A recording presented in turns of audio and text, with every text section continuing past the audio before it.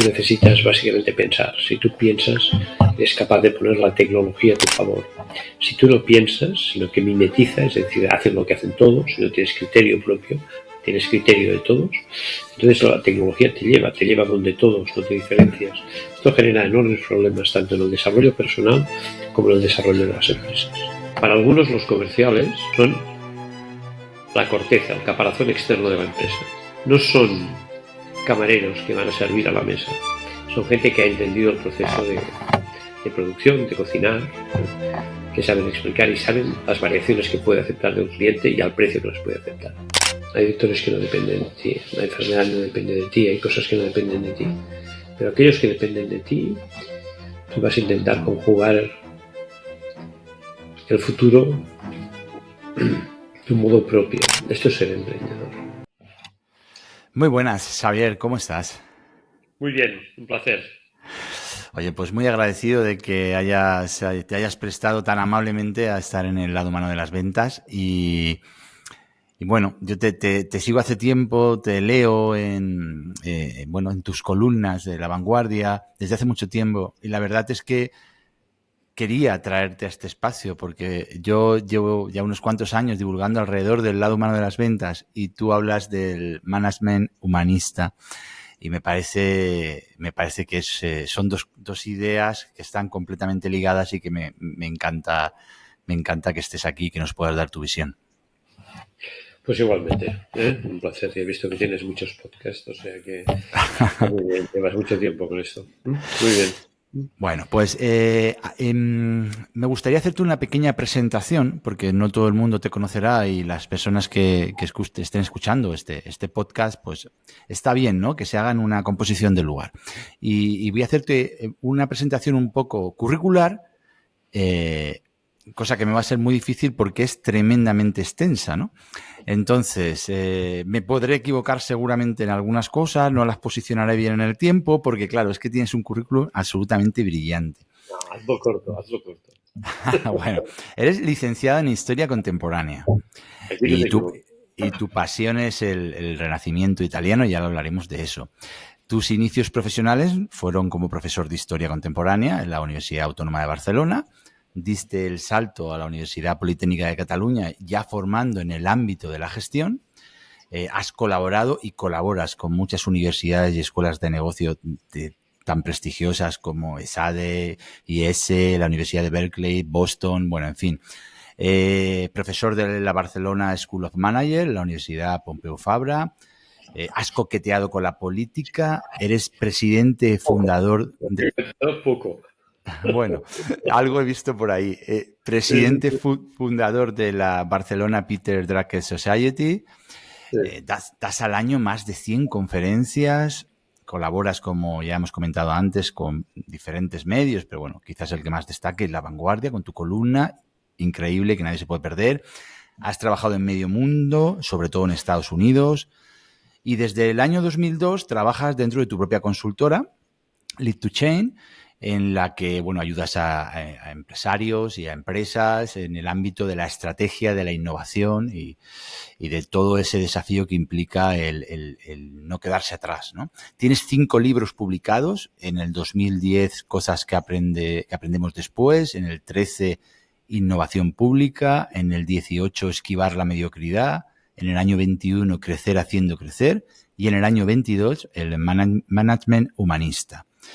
Sinceramente, como he dicho al principio, tu background profesional es impresionante. Me habrá dejado un montón de cosas en las que colaboras, participas y has participado brillantísimas.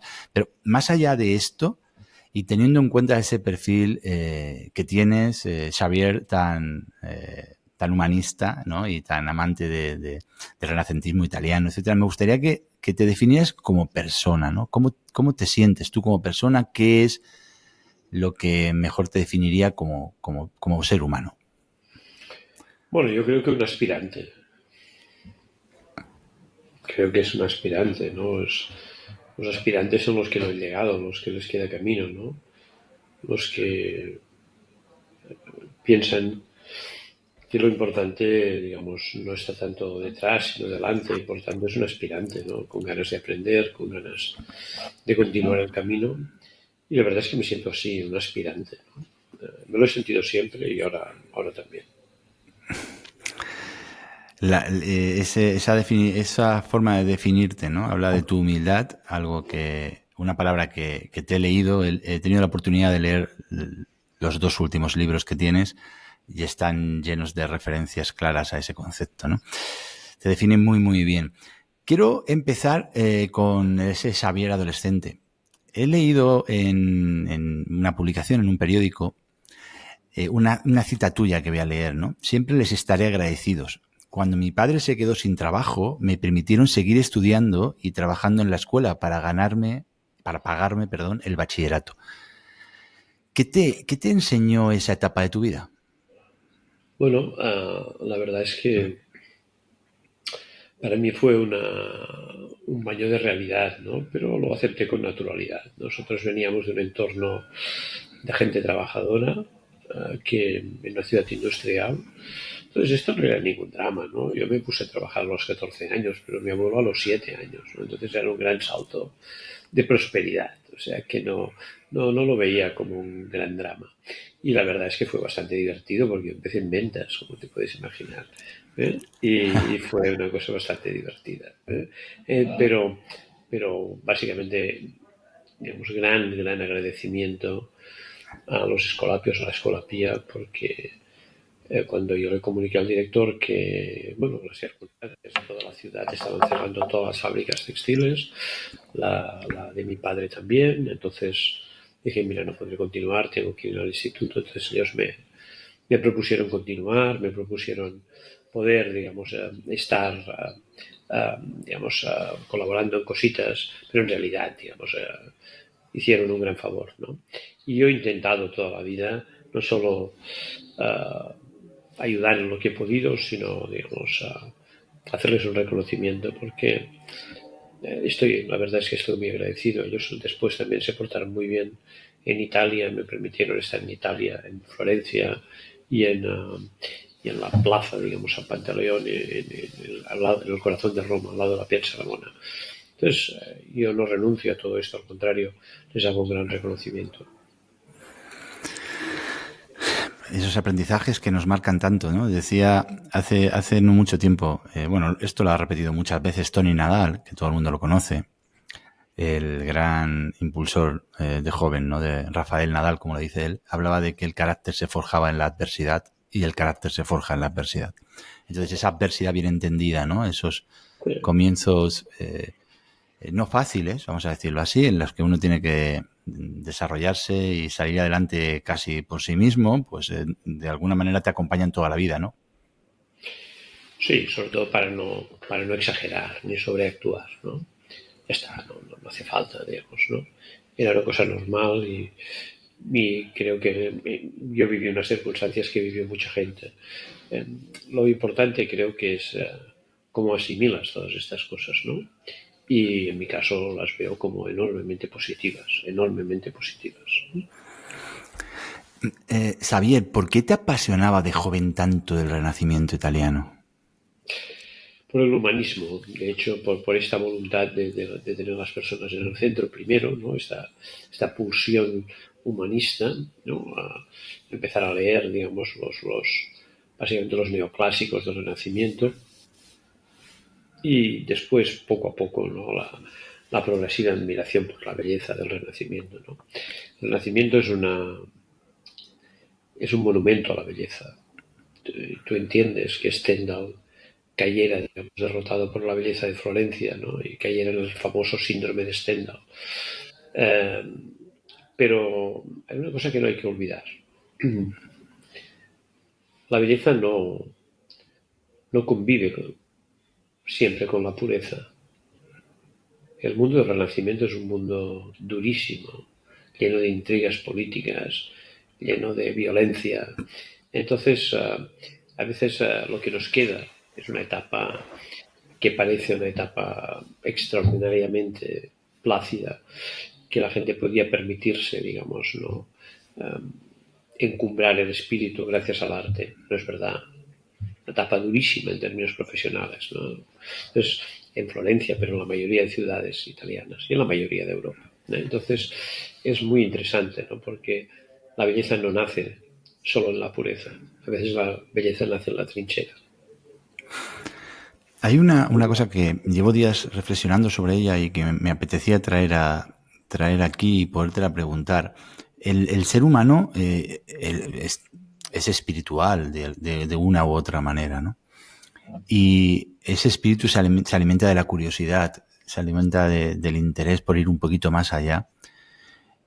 Tengo la sensación, puede ser que no sea totalmente justa, es una opinión nada más, pero tengo la sensación que el sistema actual se está cargando empezando por el sistema educativo y continuando por esta sensación que se está transmitiendo a todo el mundo de que todo es cuestión de metodología, todo es cuestión de sistemas, todo es cuestión de hacerlo fácil.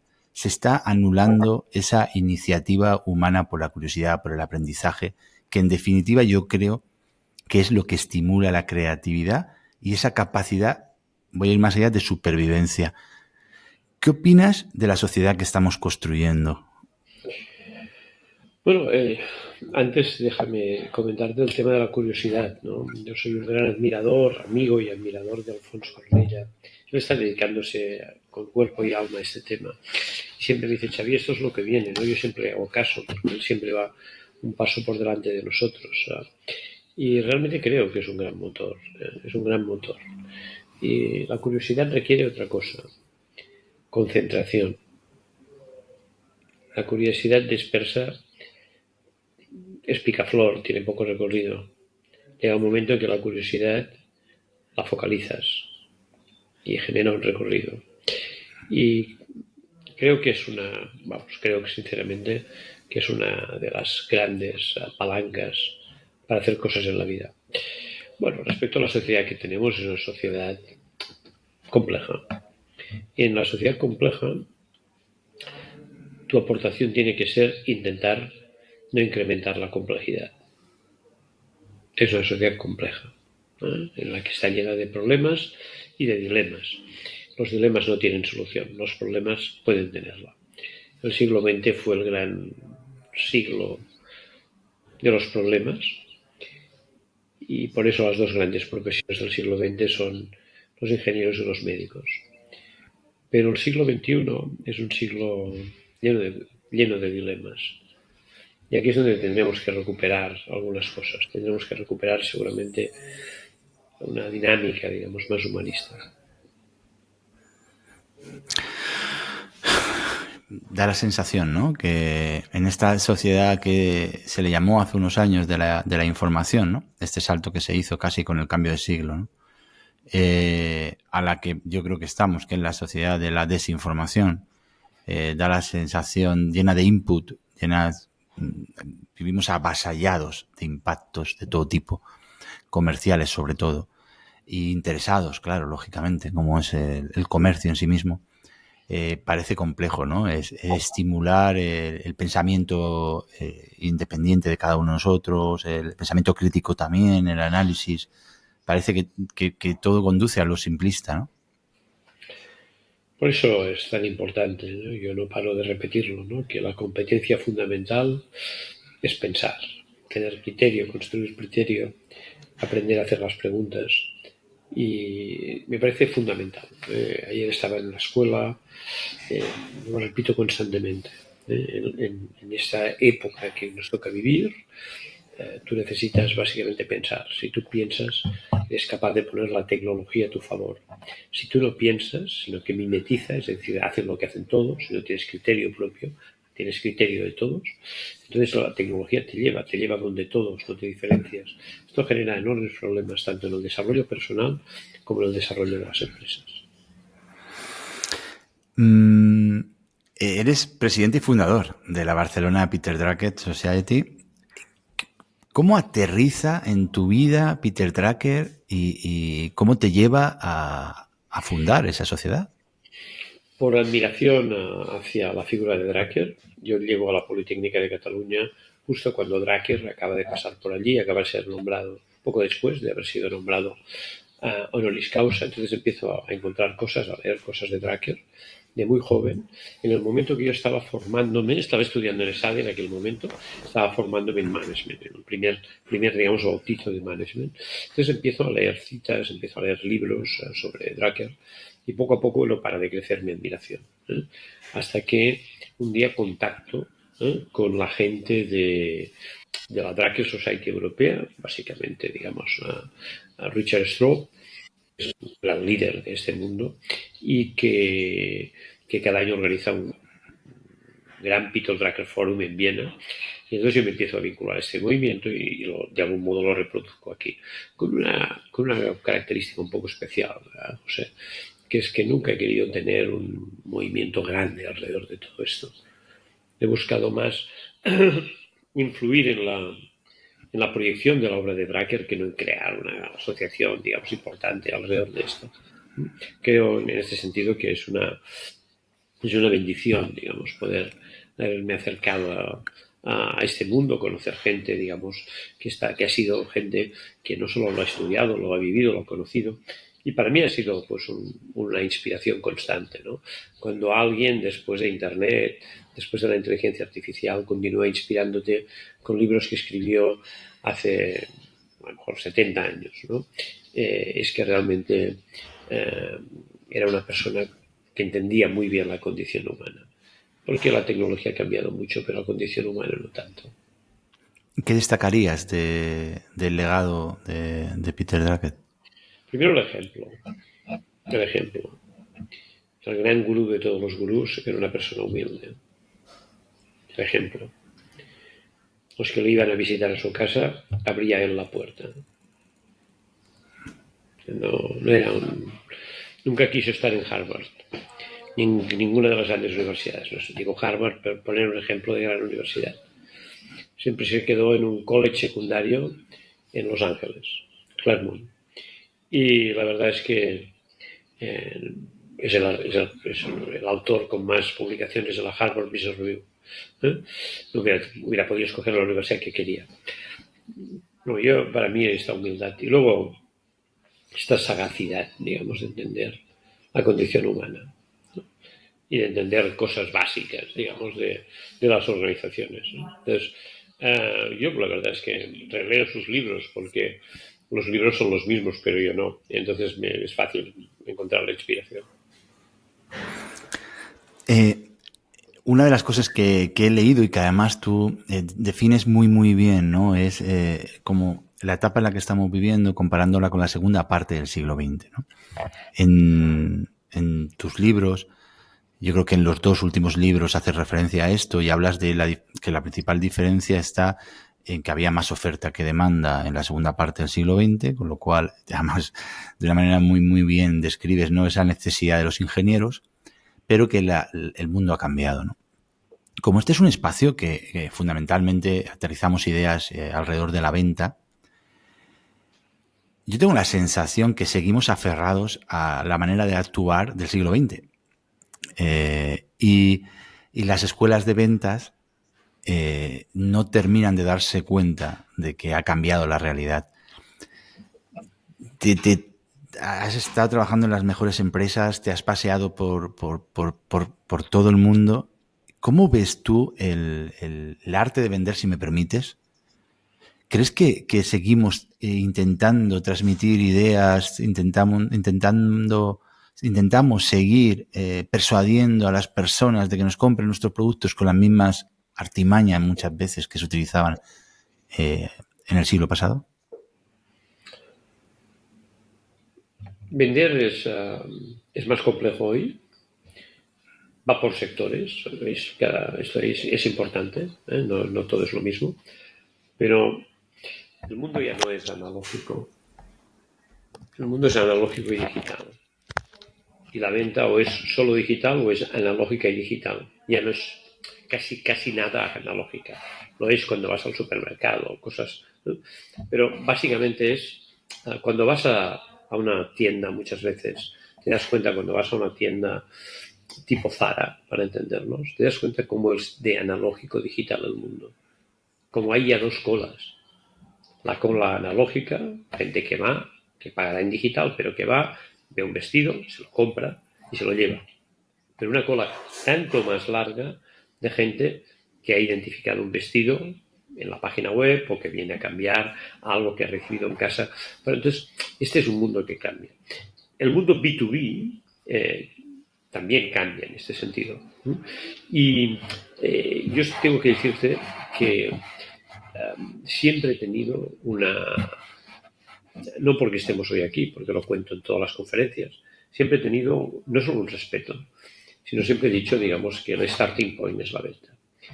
Siempre digo que hay un esquema, que es el esquema que continúa con todas las necesidades de adaptarlo a este mundo que ya no es analógico, sino analógico y digital, continúa teniendo mucha fuerza, que es un esquema de 3 pasos, que si lo repites muchas veces, millones de veces, normalmente quiere decir que va bien.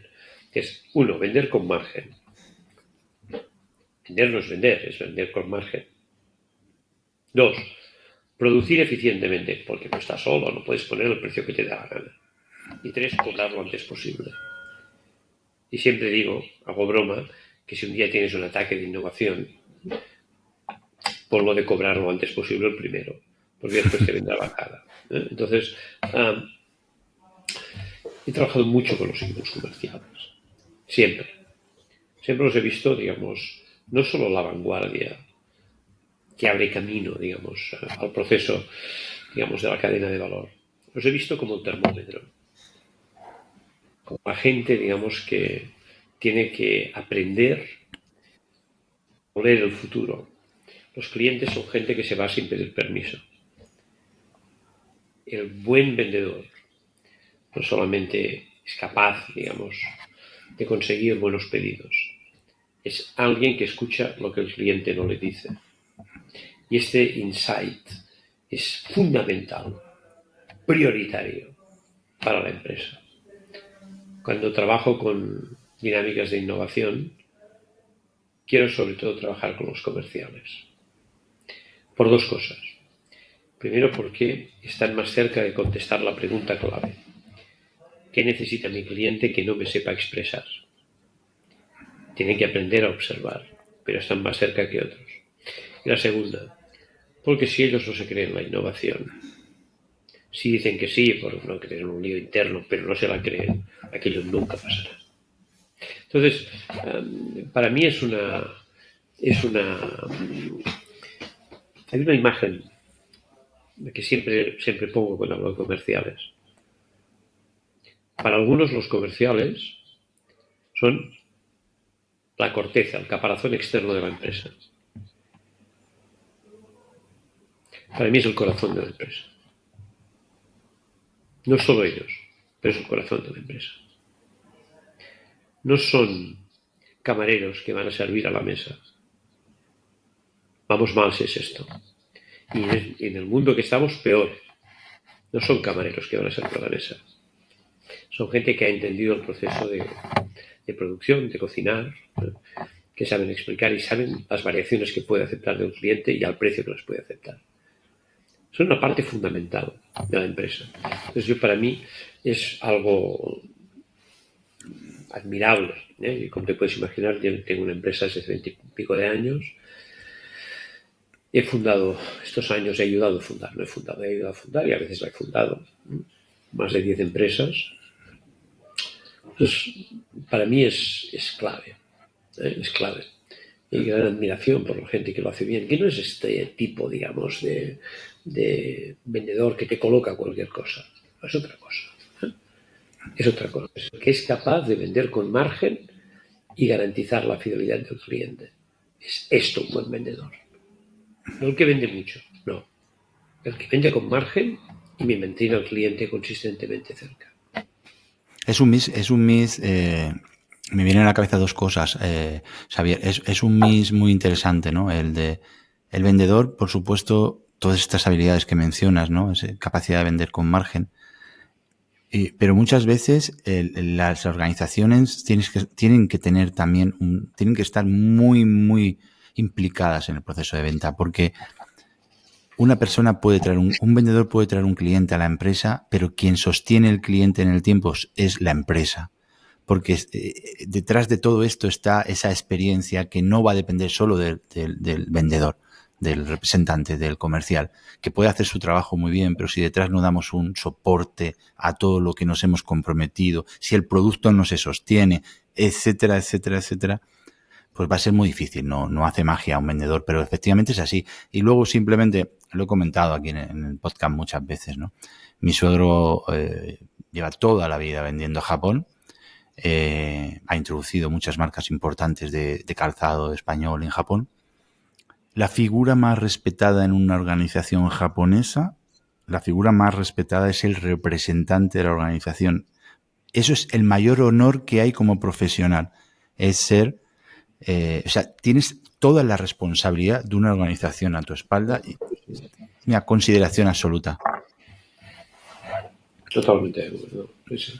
Yo tengo una gran admiración, ¿no? Una gran admiración. Primero porque hay algo que hay mucha gente que no ha experimentado en la vida. Es que te digan que no. Y no desfallecer. Que te digan que no. Y no desfallecer. Y por eso no es nada fácil. Muchas de las startups, digamos, con las que he podido colaborar, tienen un problema. Es que para ellos es más fácil buscar subvenciones a la próxima serie que vender. Ya está. Les falta espíritu comercial. ¿No? Como no son cosas nuevas, no es fácil, digamos, que alguien que no esté implicado las pueda vender, ¿no? Entonces, muchas de ellas mueren exactamente por eso, por incapacidad comercial. Exactamente esto. Son buenos tecnológicamente, han encontrado algo que tiene sentido, pero no les gusta vender. Y si no te gusta, no vendes. Por supuesto. Y si no lo sientes, tampoco lo vendes. Si no estás 100% implicado, no lo vas a vender jamás. No, y la venta tiene un punto killer. Lo tiene. Tiene un punto killer. Dar el precio. Sostenerlo. Entender, digamos, el contexto. Entonces esto es muy... Y cerrar. Cerrar. Que cerrar, digamos, no es firmar, sino cobrar, al final. Entonces es algo que yo admiro, sinceramente. Pero saliéndome de este estereotipo, ¿no? Del comercial simpático. No, por supuesto. No, es otra cosa. No, por supuesto. Cuando yo hablo de ventas, tengo la oportunidad de colaborar con alguna empresa. Esta diferencia, ¿no? Entre empatía, ¿no? Que es un concepto que para mí es fundamental en la vida en general, pero por supuesto en el ámbito de los negocios y en el ámbito de la venta, ¿no? Confundir empatía con simpatía, ¿no? Digamos que hay como tres palabras que lo sostienen: empatía, simpatía y antipatía. Entonces, no confundamos la empatía con la simpatía, que es lo que tradicionalmente se aterriza en el ámbito de las ventas, ¿no? Y no es así. O sea, uno no tiene que ser amigo de sus clientes. No, y es gente que está en medio. Yo lo he vivido ahora, tú también, con digamos, el aumento de costes, ¿no? Buah. Gente que da la cara, lo decías tú, son los representantes, ¿no? Entonces aquí las culturas marcan mucho, ¿no? He vivido la gente que ha sido capaz de transmitir inmediatamente: tenemos un problema, pues tenemos que poner el precio y sabiendo, digamos, que aquí iba, digamos, la continuidad de muchas cosas, o gente que no ha sido capaz de hacerlo, o que ha preferido crear una rebelión interna que no, digamos, trasladar los costes. Al final hay que trasladarlos, si no sobrevives. Eso ha sido interesante, y es un tipo de gente, digamos, que juega un papel fundamental. Otra de las cosas que quería aterrizar y generar aquí una analogía con el mundo de las ventas también, te he escuchado 1000 veces que siempre que puedes te implicas visitando las empresas. Hablas de esa presencialidad, de esa capacidad, de la observación que la hemos mencionado antes. Y me gusta mucho, ¿no? Porque yo creo mucho en el poder de la indagación, en esa curiosidad innata que tiene que tener un vendedor para indagar, para observar, como tú defines, y luego eso, pues traducirlo pues en saber preguntar, ¿no? Y saber marcar hipótesis, saber escuchar. Desde tu experiencia, ¿Cómo te ha influido a la hora de desarrollar tu trabajo como consultor, tu profesión como consultor, esa capacidad de observar? Mucha. Esto me viene de cosas que había hecho en Berkeley, pero muchísima. O sea, yo llego a una empresa y si puedo me tiro 5 minutos en el parking. Pasé un rato y ya sé la gente que hay. No cada uno, pero ya me he hecho una composición de lugar. Y luego, digamos, el sistema, hay mil cosas que te van indicando. Entonces, uno tiene que aprender, digamos, a escuchar lo que no le dicen. No es Esa por idea. maldad ni por Sí. ganas, digamos, de engañar, no, simplemente porque los relatos los construimos, digamos, desde una cierta visión optimista de todos y de nosotros mismos. Esto está bien, pero uno tiene que aprender a escuchar lo que no le dicen. Entonces tiene que observar extraordinariamente. Es curioso porque es así, yo lo veo exactamente igual en el sentido del escuchar lo que no te dice. Es que eso es lo más poderoso que hay en ventas, porque los clientes, la frase suena mal, ¿no? Pero los clientes te dicen lo que te quieren decir. Y parece que estemos diciendo que los clientes dicen las cosas por un interés concreto. Y no es así. Los clientes hablan desde su realidad. Desde su realidad, desde sus recursos y desde sus conocimientos, te cuentan lo que creen que necesitan. Y yo siempre, como improvisamos todos. y yo siempre digo lo mismo. Una cosa es lo que él cree que necesita. Y otra cosa es lo que tú como profesional tienes la obligación de indagar y observar para darle lo que de verdad necesita. Mira, esto yo lo he aplicado mucho en innovación, que ha sido uno de los ámbitos a los que más me he dedicado. Si tú quieres innovar, no preguntes nada. Nada. Al cliente. Si quieres mejorar, pregunta lo que quieras. Y está bien preguntar. Pero no para innovar. Para innovar, observa. Observa. Haz una propuesta. Y a partir de aquí, mira cómo reacciona el cliente. Es fundamental. La observación es fundamental. Entonces, tengo ahora todo un debate muy interesante sobre esto, en términos de que cada vez vamos a tener más datos. Yo siempre digo, la fórmula es datos y ojos. Ojos y datos. Big Data es Small Data. Small Data lo pones tú. Entonces, datos y ojos, datos y ojos. A los médicos, datos y ojos.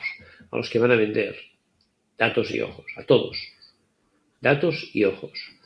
Big Data, Small Data. Y esto es lo que nos tiene. Y pensar. Esto es nuestra materia prima para pensar. Creo que es extraordinario, digamos, ser capaz de crear esta combinación. Observar respetuosamente. Si yo voy, digamos, a una empresa, a veces solamente, digamos, con el sistema de acceso a la empresa, sé si estoy en una empresa ágil o muy burocrática.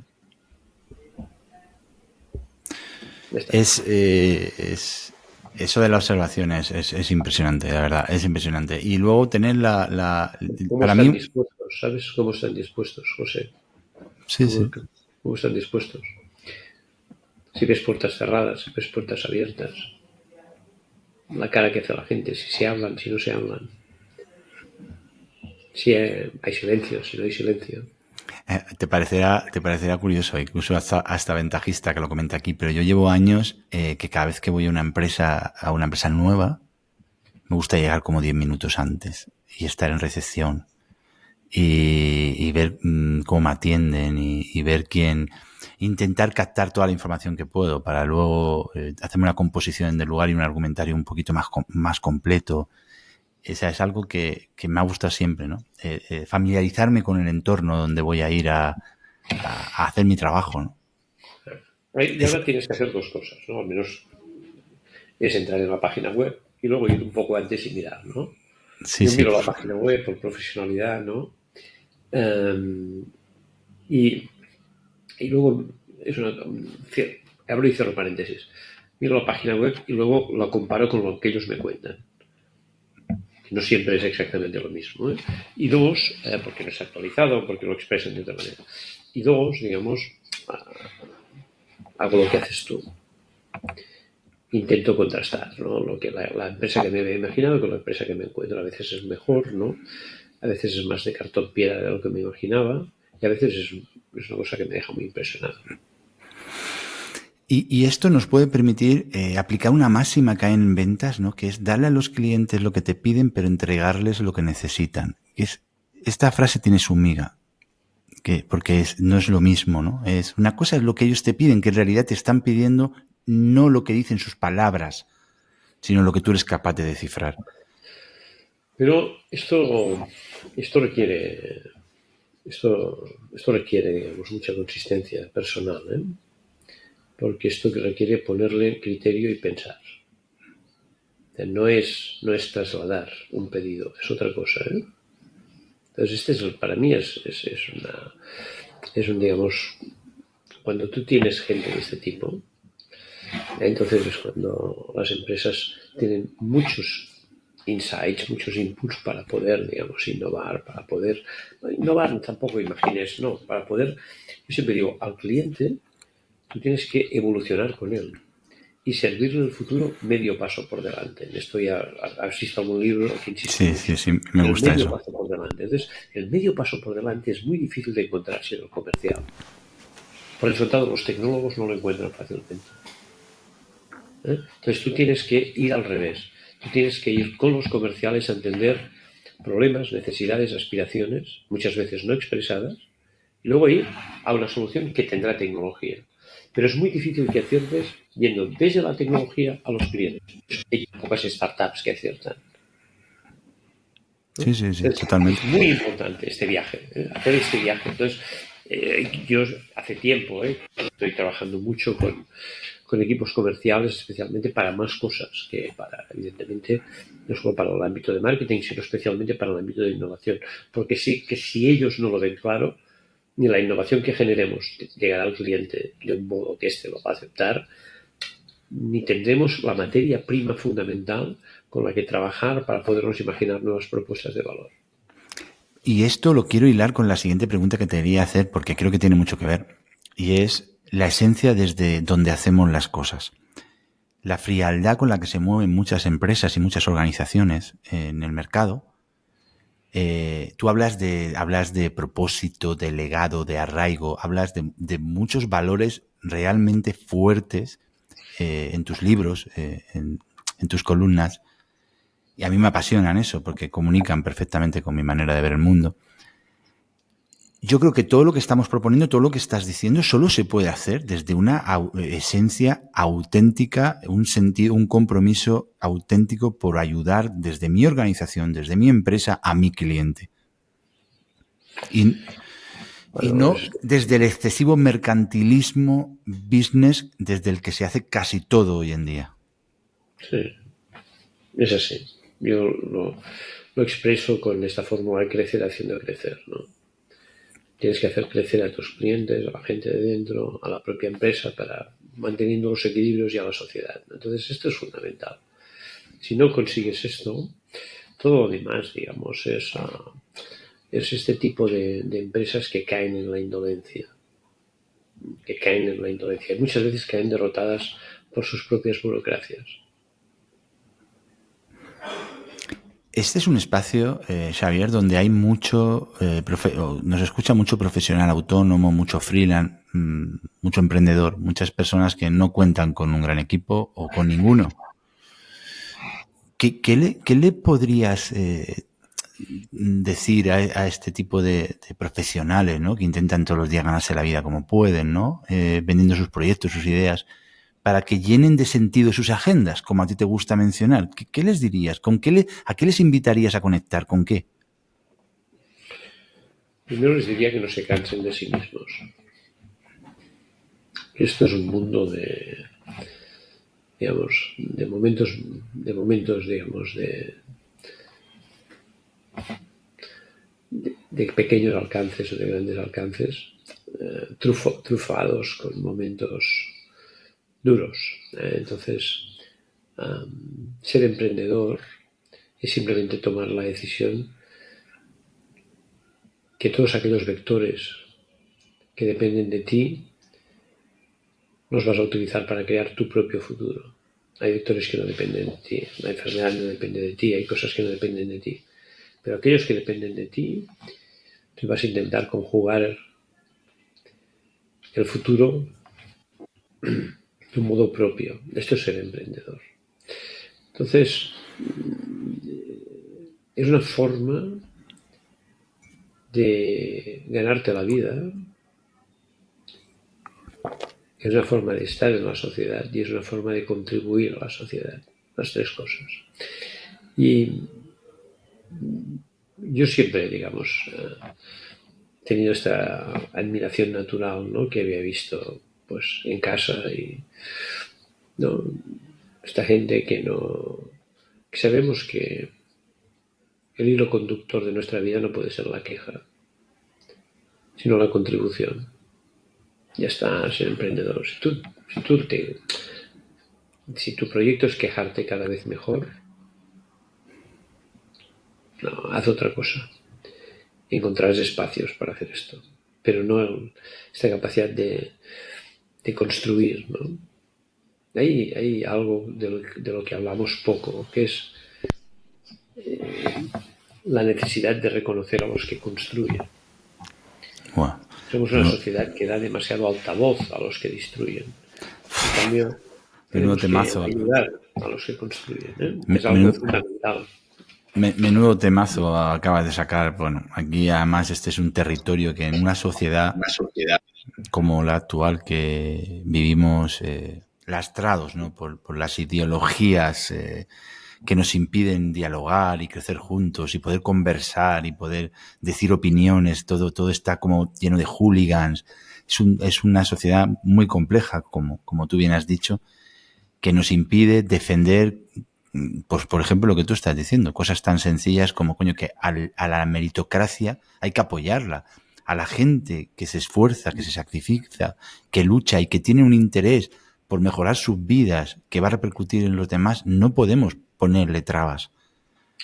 A los que arriesgan. Todos los poetas del fracaso nunca arriesgaron. Los que hemos arriesgado y hemos perdido, no nos hace ninguna gracia el fracaso.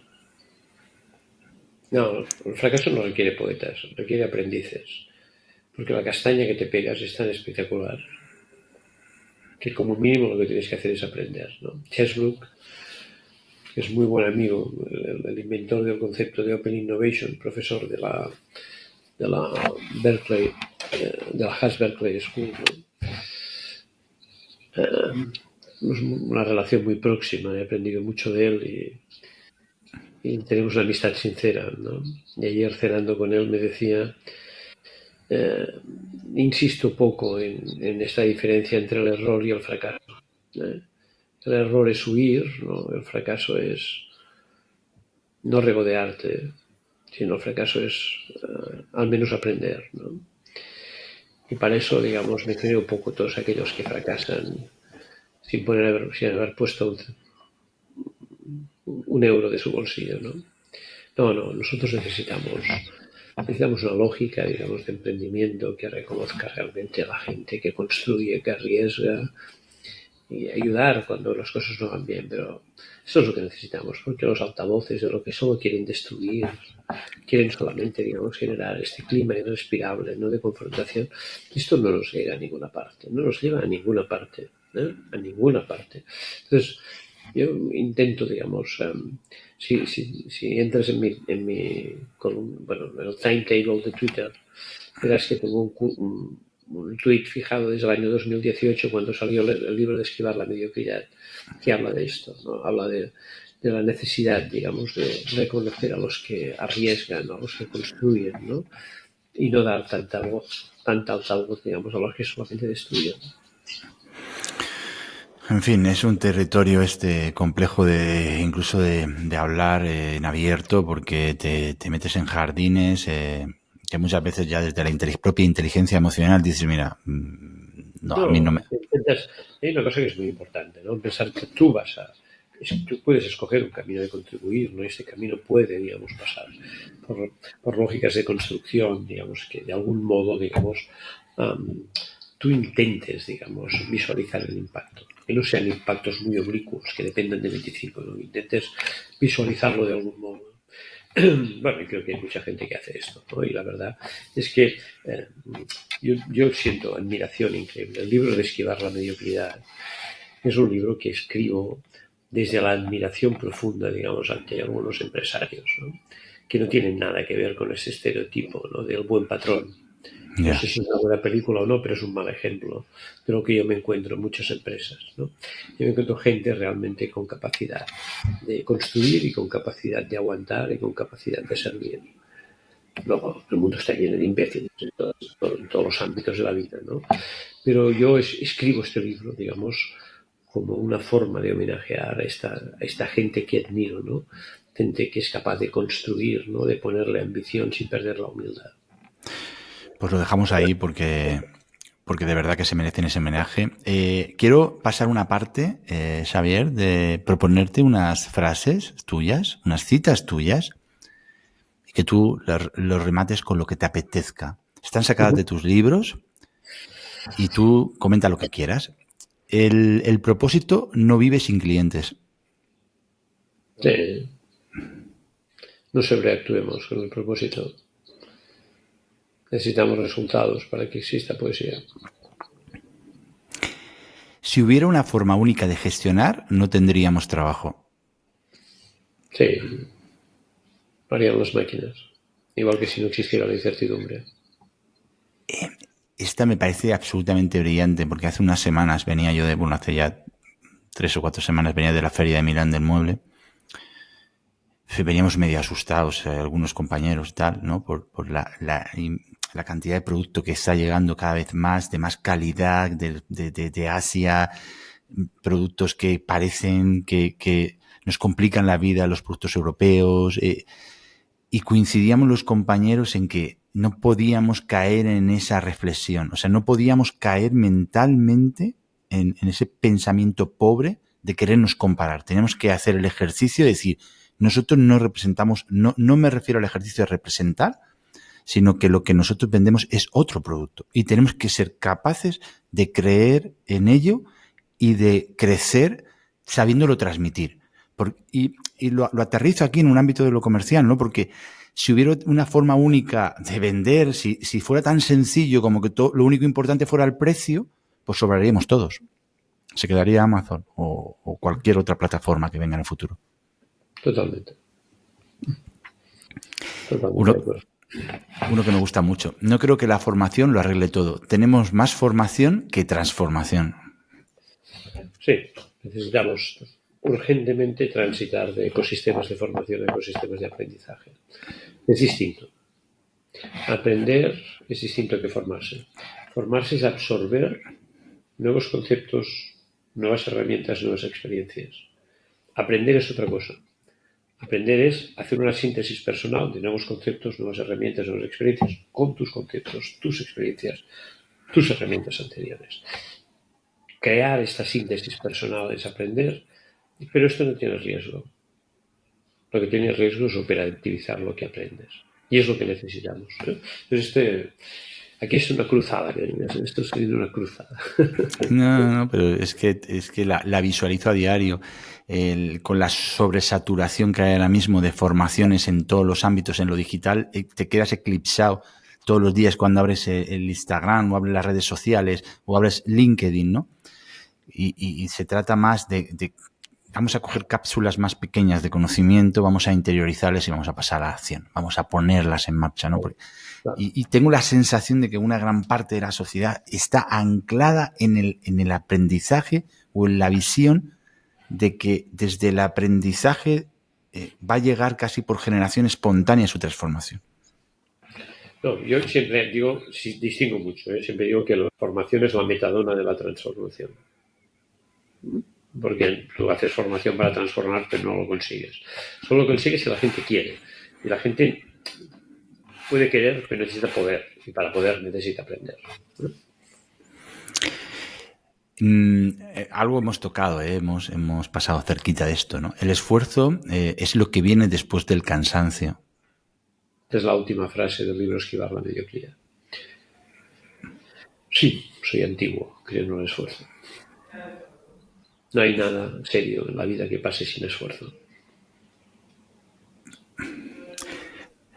Vamos a dejarlo ahí, porque es un mensaje muy poderoso, ¿no? Sobre todo con la cantidad de inputs que recibimos a diario, en la que nos invitan a creer que determinadas fórmulas te garantizan el éxito, que puedes terminar jugando al tenis como Nadal sin haber empezado ni siquiera a coger una raqueta con la mano, ¿no? Esta sociedad de la desinformación que decíamos antes a mí me cabrea bastante, ¿no? Porque está alejado de mi concepto de lo que es vender, ¿no? Coger un producto e intentar engatusar un mercado, ¿no? Me vienen a la cabeza, por ejemplo, no sé, los cursos de trading, por ejemplo, ¿no? Algo tan complejo como el trading. A mí soy empresarial y me apasiona el trading, me apasiona la bolsa y no me considero capaz de verdaderamente operar bien, porque eso es un mundo complejísimo, ¿no? Entonces, es como proponerle a la gente que en un curso de, aunque sean unos meses, vas a jugar al tenis como Nadal. No, es complicadísimo. Sí. Intentan vender que hacer cirugía es como coser. Una también que tengo por aquí, las organizaciones no solo compiten en productos y servicios, sino en narrativas, y esta me gusta mucho. Sí, nosotros somos una comunidad. Esta comunidad necesita de unas bases que tienen que ver con sus portfolios, que tienen que ver con sus formas de producirlos, con sus formas de crearlos y también con sus formas de explicarlos y de explicarse. Las narrativas no solo explican los productos, sino que nos explican a nosotros mismos, ¿no? Entonces, y como siempre, sin exagerar. El relato es algo fundamental, sin exagerar. El relato requiere coherencia, autenticidad, pero con coherencia y autenticidad el relato es poderosísimo, la narrativa es poderosísima. Voy a traer una cita que no es mía, que es de Carlos Roset, que bueno, es una persona de la que hablo mucho, que es el prologuista de mi primer libro y que además he colaborado con ella, en fin, un verdadero artista. Y él dice que vender es convertir el lenguaje en dinero. No es lo mismo de lo que tú has dicho, pero se aproxima, ¿no? Esa capacidad de utilizar el lenguaje para transmitir valor, de verdad. Sí. Me parece muy sugerente, sí. La fuente de innovación no es la tecnología, la innovación está en la mirada. La innovación es empatía más tecnología. Es esto.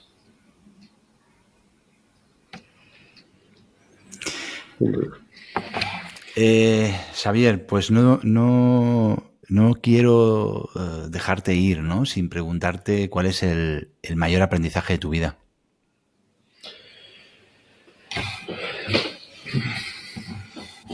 El mayor aprendizaje de mi vida tiene que ver con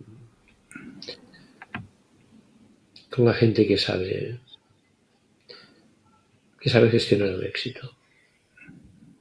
He tenido la suerte de tener gente al lado que ha gestionado el éxito. El éxito es lo que pretendemos y no es intrínsecamente malo, pero hay que gestionarlo muy bien. Entonces, la vida te da sinsabores y te da oportunidades. Y a veces puedes, digamos, tener momentos dulces. Entonces, para mí ha sido realmente una lección. He vivido momentos difíciles y otros más dulces, ¿no? Montamos una empresa, nos fue muy mal porque éramos unos imbéciles, unos soberbios. Y aquello nos puso en su sitio, ¿no? Pero luego también, digamos, he recibido lecciones increíbles de gente que ha sabido gestionar el éxito, en general, digamos, ¿no? Los expertos gestionan mal el éxito. Necesitas un poco de sabiduría. Y esto solo lo aprendes desde la humildad, desde este corazón, digamos, de aspirante que te decía antes, ¿no? Entonces, para mí esto es muy importante, ¿no? Entender que subes y bajas y que detrás, digamos, tiene que haber una construcción de algo que tenga sentido, de un legado por servicio, no por vanidad. Y entonces creo que he aprendido mucho de esto, ¿no? He aprendido mucho de esta gente, ¿no? He aprendido mucho de Chesbrook, gran líder, gran gurú mundial de la innovación, persona normal. Si no te das prisa cuando está en casa, digamos, friega los platos. Normal, gente normal. Grandes empresarios con muchísimo éxito que simplemente van con cuidado con el dinero por respeto a los demás y hacia dónde vienen. Gente que ha sido capaz, digamos, de tener una gran influencia y que es capaz de sentarse a tomar apuntes.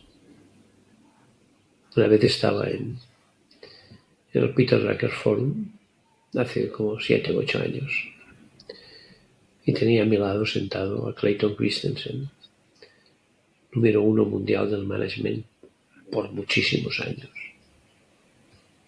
tomando notas de alguien que sin duda podría haber sido su alumno. Entonces, gestionar todo esto es muy importante.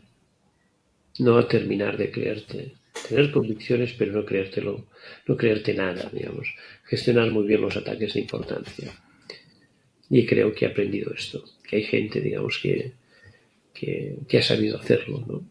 Y para mí esto es una lección, porque gestionar la resiliencia es algo que parece más natural, ¿no? Al menos yo lo llevo bastante de serie. Creo que lo he llevado bastante de serie. Pero he aprendido, digamos, esta gente. La verdad es que me ha ayudado. ¿Dirías, Xavier, que la ostentación es un síntoma de falta de inteligencia? Totalmente. La ostentación es devastadora.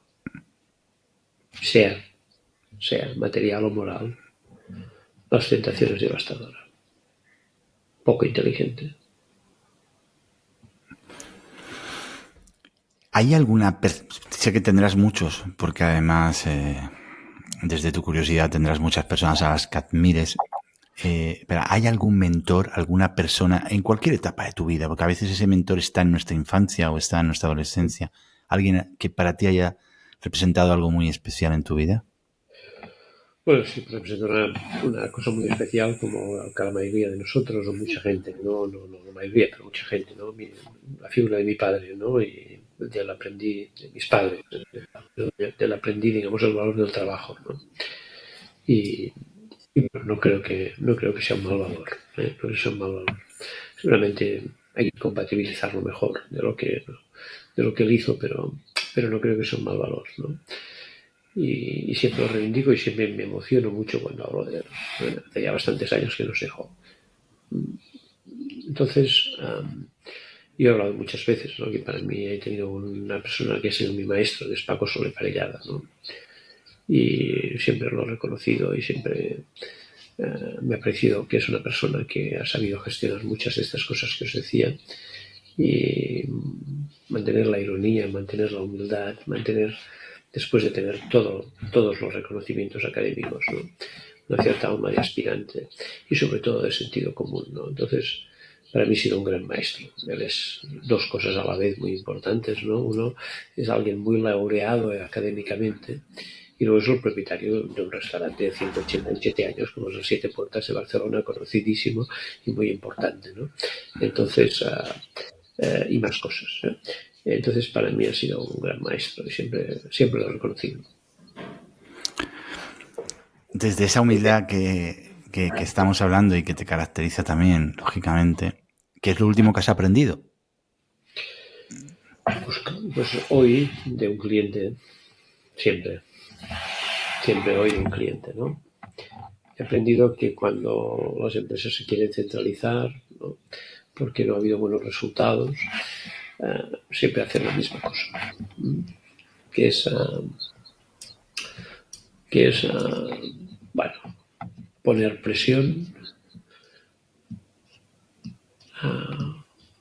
aumentar, digamos, la presión sobre los costes y sobre las personas, poner presión y llenarte de indicadores. O más indicadores, más debilidad. Si necesitas muchos indicadores, es que eres un poco débil. Pusilánime sería la palabra. Interesante, nos da para reflexionar. ¿Qué proyectos tienes para el futuro? Pues seguro que está lleno de ilusiones, seguro que está lleno de ideas, de proyectos. ¿En qué estás metido en este momento? Mira, pues estoy escribiendo, voy a terminar, espero este año, un libro que ojalá, digamos, me salga bien y versa sobre el management del sentido común. Y entonces vamos a intentar escribirlo este verano, rodeado de familia y con pequeños y con cosas estas que, pues sí, rodeado de con todo el lío, vamos a intentar escribirlo. Y luego, pues sí, un par de días solo para acabar de concentrarme, de matar, o un par, unos cuantos más. Y este es el proyecto que me hace mucha ilusión, que digamos que es una forma también de ir consolidando cosas, ¿no? Y luego, yo soy una persona de pretensiones bastante domadas, esta es la verdad. Sí, pero soy una persona de pretensiones bastante domadas. Lo que sí que es cierto es que tengo muchas ganas de continuar andando muchos años. Mi patria tiene nombre, y entonces la quiero andar muchos años. Es un macizo, digamos, pequeñito al lado de mi ciudad, ¿no? Pequeñito no tanto, que se llama Sant Llorenç del Munt y de la Serra del Bac. Entonces esta es mi patria, esta es la patria de mi abuelo, esta es la patria de mi padre. Y es mi patria. Qué bonito. Qué bonito. Bueno, yo hago siempre una pregunta y no vas a tener ningún problema en respondérmela seguro, ¿no? Y es con el ánimo de conocerte más por lo que nos compartas y también con el ánimo de impulsar a otras personas. Y es que nos recomiendes un libro, una película y una canción. Que para ti, libros sé que no vas a tener problemas, ¿no?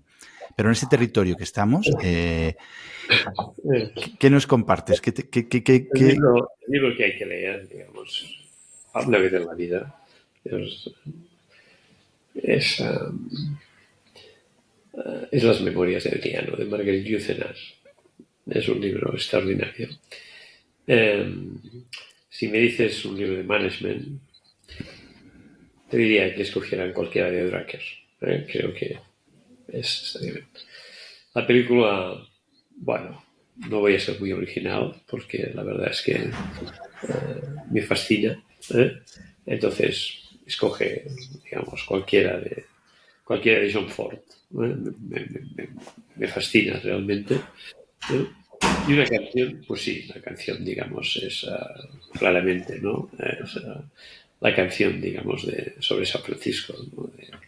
Y por tanto, es para mí, digamos, una canción de Tony Bennett maravillosa, ¿no? Entonces, dejar el corazón en San Francisco. Tiene algo que ver con lo de Berkeley, pero no, es la canción la que me gusta y la forma como dice las cosas, ¿no? Durante muchos años estuve bastante fascinado por esta lógica de San Francisco. Luego me he sentido muy cómodo en otras partes del mundo. La verdad que en Europa me siento muy cómodo. Cada vez, José, soy más europeo. He vuelto a los orígenes. Cada vez soy más europeo. Es que cuando tienes la suerte, porque a veces es una suerte, ¿no? De poder viajar por trabajo, por placer, de poderte mover, pues te das cuenta que hay sitios maravillosos donde te encantaría perderte, ¿no? Yo tengo como un sueño. Con mucho respeto por todos. Pero sí,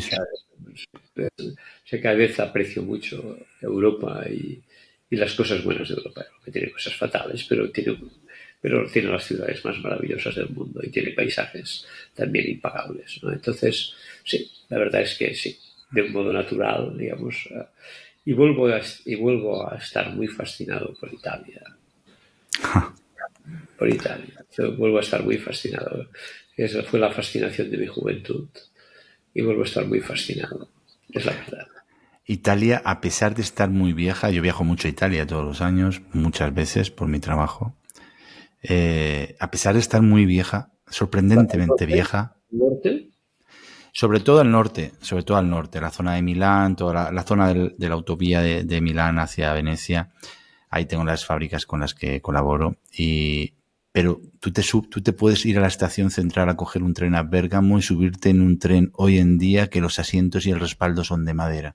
Eso te puede pasar, pero fácilmente. Puedes conducir por autopistas que tendrían que haber sido reasfaltadas hace 20 años. Italia está vieja, pero Italia tiene algo especial. No sé cómo definírtelo, pero tiene algo especial. Mira, yo hoy esto, digamos, parece imposible, ¿no? Yo viajé solo a Italia en tren a los 17 años. Entonces bajé en Pisa a las 4 de la mañana. Y llegué a las 4 de la mañana. Estaba todo cerrado, no sabía qué hacer. Nunca había estado. Entonces fui andando en dirección al Campo de Fiori, a la zona donde está la torre inclinada.